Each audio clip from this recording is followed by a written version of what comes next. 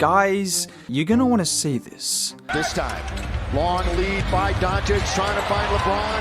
LeBron, here comes Reeves! I know it's only one play and one game, but Luka Doncic throwing a full-court pass to LeBron James, who caught it like a wide receiver before dropping a dime to Austin Reeves, that right there is just a glimpse of what we could see with the Lakers' big three. And that wasn't the only play from LeBron's return that involved this kind of chemistry. Look here, where this time it's Reeves bringing the ball up the floor, throwing it to Bron, and in case you forgot, yeah, that's one of the greatest passes in NBA history. And with the Lakers already having a record of 11-4, with Luka and Reeves both having career best seasons, I don't think people quite realize how scary this team could be now that they've added LeBron James. And for anyone who questioned how he would fit into this team, I can fit in with anybody. I don't even understand why that was even a question. What's wrong with these people out here? he's exactly right. Because whilst it was only against the Jazz, everything you wanted to see from LeBron in his first game back,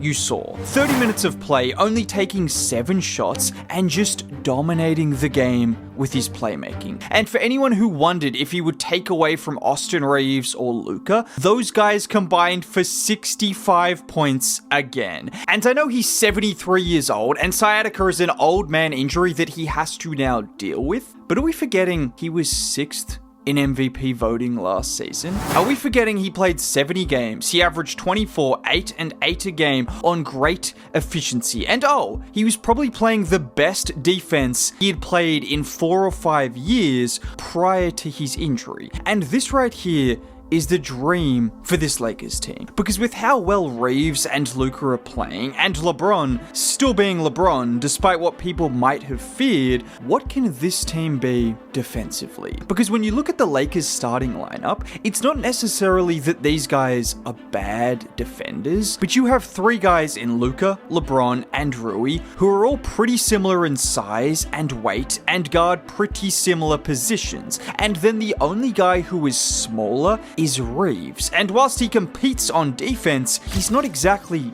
Derek White. So I think even at this age, LeBron might have to do a lot for this team defensively, and you hope that with him not having to work as much on offense, he could put more of that energy into defense, which this team is gonna need. You also have the bench as well, and in particular 2 guys off that bench that could provide more foot speed if the Lakers were to go small to close games: Marcus Smart and Gabe Vincent. Particularly Marcus Smart, because Gabe Vincent has been a fraud for 90% of his Lakers career, and I'm not banking on that changing right now, even though he looked good against the Jazz. And for anyone who hasn't been watching and remembers what happened in Washington, where careers go to die, no, this is not the same Marcus Smart. He has been revived and reborn, ranking towards the top in steals and deflections, and just looking like the Marcus Smart that was one of the best defenders in the league for a decade. Like on this play where Sexton gets the screen, and with Luka unable to switch, Smart goes around it and just takes the ball away from Sexton. Or this time where Sharp brings the ball up the floor, Klingon is rolling to the rim, and look at Smart get up there and break it up. And Luka even talked about the level of defense that he plays with. First of all, it's the energy on the defensive end. He does some things I've never seen in my life, like how he dives for the ball. And honestly, just having a guy like Marcus Smart who is so intelligent and so great at being in the right place at the right time, it can really elevate Luka and Reeves and LeBron and Ayton and turn them into different defensive players. And if the Lakers could just be above average defensively, and considering they've been about average this season with a lot of injuries and no LeBron, then I could see this team being a serious threat out west. And let's just get back to the offense, because I just want to stress the impact LeBron is going to make for this team. Because so far this season, with Luka and Reeves not playing every game, whenever we have seen one of those guys on the floor, the Lakers have had an elite offense. They have been even better when both are on the court, which is what you would hope. But in the minutes with no Reeves or no Luka,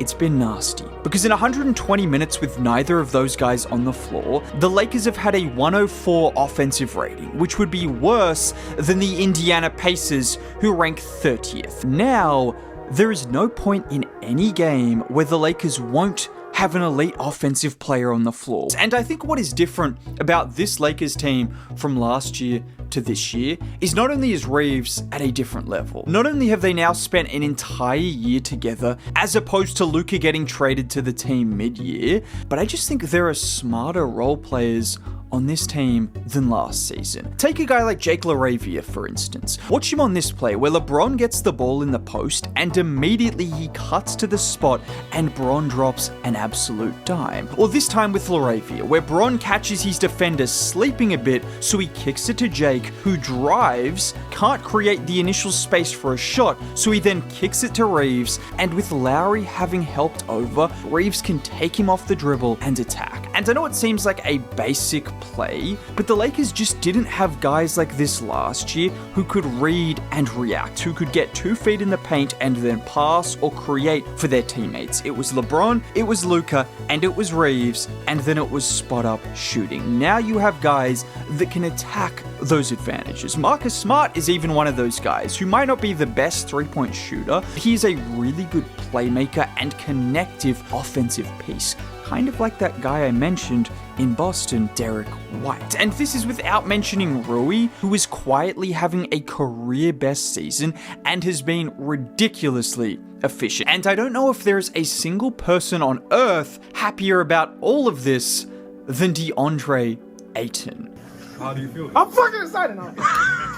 I love everything. I love everything. If I was a center playing with 3 of the best playmakers in the league, 2 of the best passers of all time, I would be just as happy as DeAndre is. And we already saw the connection with LeBron in their first game together, where LeBron backs down Cody Williams, he spins, forcing the help from Love, and throws the perfect lob to Ayton. The very next bucket Ayton got from this game, this time it was Luka on the block, he sees Nurkic helping over a bit and puts it right on the money. DeAndre Ayton was already having an incredible season. He was already building great chemistry with Luka and Reeves, even Marcus Smart. He was already shooting 70% from the field and being engaged defensively. Now you are telling me he also has LeBron to throw him lobs, to find him in transition, to force opposition big men to help over? This is genuinely the greatest situation a big man could find himself in. And I'm glad to see DeAndre is enjoying it as much as all the Lakers fans would be. And you could say that with everyone on this team. Rui, LaRavia, Smart, Hayes, even Vincent. These guys are just in a perfect position to thrive offensively when you have 3 of the best offensive players on your team at once. And it's only been 1 game, but the glimpses we saw offensively, they're going to be special. And defensively, if they can hold up, this Lakers team will be seriously good. Now, if you made it all the way to the end of the video and want to see more content like this, consider subscribing. It's free. Dropping a like would be cool. Have a great day.